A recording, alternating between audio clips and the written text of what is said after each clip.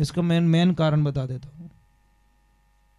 हम पहले शर्त रखते हैं कि अगर माँ बाप भक्ति भजन व प्रवचन के अद्भुत ज्ञान की बातें सुनने के लिए सब्सक्राइब करें सोनू महाराज जी के YouTube चैनल को, और सबसे पहले वीडियो देखने के लिए बेल आइकन पर क्लिक करना ना भूलें।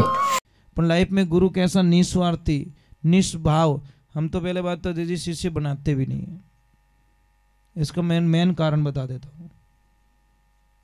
हम पहले शर्त रखते हैं कि अगर माँ बाप की सेवा करो तो ही हमारा चेला बन जाओ, और दूसरे नंबर नशा पता लाइफ में नहीं होना चाहिए तो चेलो बनू। मैं तो बौड़ी आऊ बन के बीज वा वो किकर भाई लूं, तो नशा पता नहीं करने देते हम लोग। बिल्कुल घर में नो एंट्री, हमारा वश पहुंचे चाय भी नहीं पीने देते हैं। तो चेला मुश्किल ही है ना। चेला घनी है, 7, 7.5, 8 लाख जैसे हैं, और चाय पी लो आप। बहुत सारा धन आएगा आपके पास में, आपके घर में कभी पैसों की कमी नहीं रहेगी। मैं एक सूत्र बताता हूं, वो कर लेना, आपके पास पैसों की कमी नहीं रहेगी।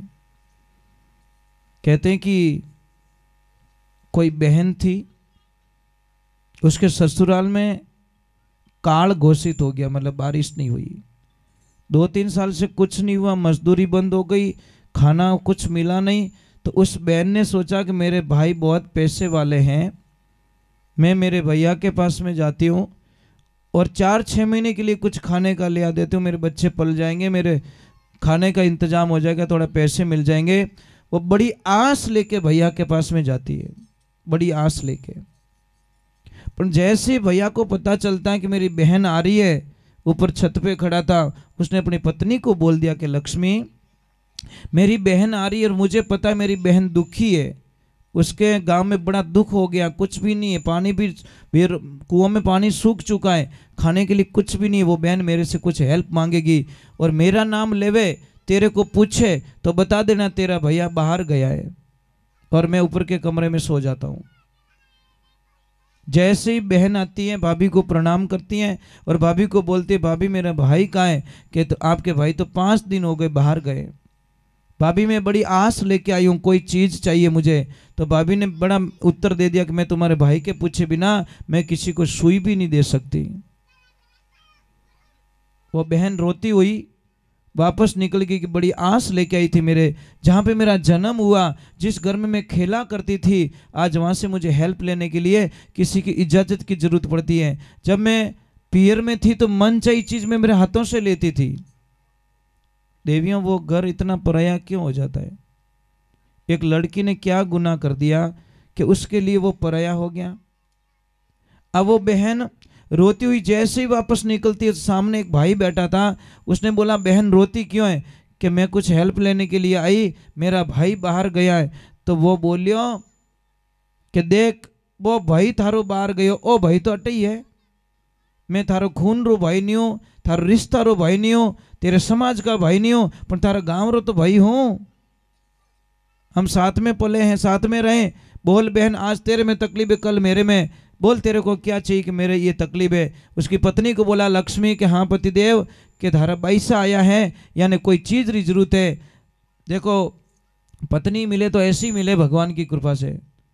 खूब तो खाने का दे दिया, खूब पैसा दे दिया, खूब कपड़े दे दिए और पूरी बैलगाड़ी भर के अपने बेटे को बोला कि जा बेटा बुआ जी के घर पे छोड़ के आओ। और जैसे ही बेटा जाता है, महाराज पति पत्नी दोनों बात करते पीछे कि लक्ष्मी अगर वो जाएगा, बेटा जाएगा, बुआ कुछ बना के खिलाएगी, अगर वो खा के वापस आ गया तो महाराज अगर उसने बदले में कुछ नहीं दिया तो हमारा धर्म पूरा नष्ट हो जाएगा।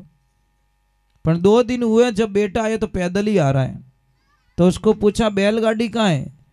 अरे कि मेरी बुआ जी ने कुछ खाने के लिए बना दिया और खाना खाया, देखा तो जेब में 1 रुपया नहीं था, मैं खाने के बदले में पूरी बैलगाड़ी दे के आ गया बुआ जी को। तब उन्होंने बोला कि अब हमारा जीवन धन्य हो गया। शास्त्र में लिखा है जो आदमी सच्चा सपूत होता है, सच्चा शास्त्र को मानने वाला होता है, वो बेटी के घर का कभी पानी भी नहीं पीता महाराज। दूसरी बात छोड़ दो, बेटी और बहन के घर का कभी नहीं खाता। अगर खाता है तो पहले बेटी का कर्जा उतार के, पहले बहन का कर्जा उतार के फिर वो खाता है। कर्जा उतारने का ये नहीं भाई 5 लाख रो कर्जो वो उतार पछ रोटी जिमनी, मैं ये नहीं कह रहा हूँ। मतलब उसकी थाली के नीचे कुछ भी रख ले, चाहे 11 रुपया रख लो, चाहे 101 रुपया रख लो, पर थाली के नीचे पैसे रख के ही बहन वहाँ पे भाई भोजन कर सकता है। तो एक बात का ध्यान रखना देवियों, अगर आपको घर में सुखी होना है तो आपने ननद बैसा ने खूब दीजो, खूब देना, मना मत करना। हाँ बात नहीं जमी ना, ये तो घोटाला कर दिया हमारा से। है हिम्मत ननद भाई सारे अच्छो मामेरो भरो पक्का, अन कहीं तो भाई जी ने घर दे दियो पति देव तो चलेगा? है इतनी हिम्मत? बोले कि 25 साल मेहनत करके बनाए, ऐसे कैसे दे दूं, अंदर भी नहीं आने दूं? बहुत अच्छी बात है। अगर ये भाव है तो आपके घर पे कभी पैसों की कमी हो ही नहीं सकती, पहले बात तो, क्योंकि आपका दिल दरिया है ना।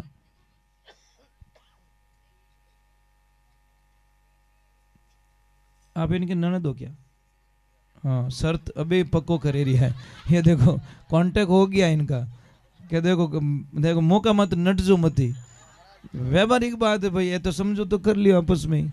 क्या देखो सुन जो ध्यान, 2 बार पाछो याद दिलायो कि ध्यान सुन जो के नहीं भाई। देखो एक बहन कहाँ जाती, भाई के पास आस रहती है, कहाँ जाएगी वो? पियर में तो जाएगी, कहाँ जाएगी वो? अरे वहीं से अगर वो रोती हुई निकल रही तो कुछ नहीं बचा महाराज, हमारे पास कुछ भी नहीं है। थोड़ा जय जोर से बोलिए, बोलिए श्री भगवान की।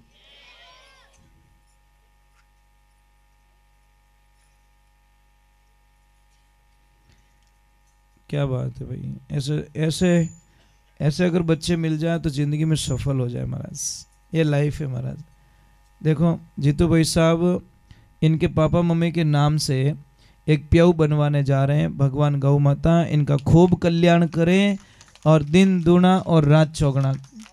भाई ये सच्चे मन से आपको आशीर्वाद है जीतू भाई साहब, बहुत बहुत धन्यवाद है आपको। देखिए एक ध्यान रखना, मैं आपके वंदन कर रहा हूँ। मैंने पहले ही बोल दिया कि माता पिता हमारे परमात्मा होते हैं। पापा मम्मी सब कुछ हमको दे देते हैं, सब कुछ। बोलो है कोई दानी ऐसा दुनिया में जो अपने पूरी जीवन की कमाई भूखे मर के पैसा बचाया हो और लास्ट में बच्चों को दे के जाए? कोई है ऐसा दुनिया में? सिर्फ पापा मम्मी के अलावा कोई नहीं कर सकता। और जो माता पिता ने, बेटा एक ध्यान रखना, बहू को ये शब्द कभी मत बोलना, कभी नहीं बोलना चाहिए कि हमारा सास ससुर मने कहीं दियो। ये शब्द बेटा कभी मत बोलना। सास ससुर आपने बेटो दियो, इनो मोटो दुनिया में कुछ नहीं दे सक्या, पर वनो बेटो तो थाने दे दियो। फिर भी अगर आपकी नीति अच्छी नहीं है तो फिर क्या करे महाराज? कौन आप रो बेटो देना चाहे? कोई नहीं देना चाहे। तो ये ध्यान रखना, सास ससुर अगर कुछ बोल रहे हैं ना तो बोलने दीजिए, वो है तब तक बोल रहे हैं, बाद में कोई नहीं बोलेगा। ध्यान रखना, अपने मारवाड़ी में कहावत है 100 मरजो पर 100 ने हाका करने वालों मत मरजो। समझ में ही नहीं, समाज में कोई बोलकनो आदमी रहे नहीं, वो चाहिए महाराज। समझ में नहीं, कोई गलत रास्ते वो बीच में बोले ना हाका करे ने ठाणे लाई दे, एड़ो आदमी चाहिए महाराज, ध्यान रखजो। चलो एक बार भगवान के और जीतू भाई साहब के पूरे परिवार के लिए बहुत बहुत साधुवाद।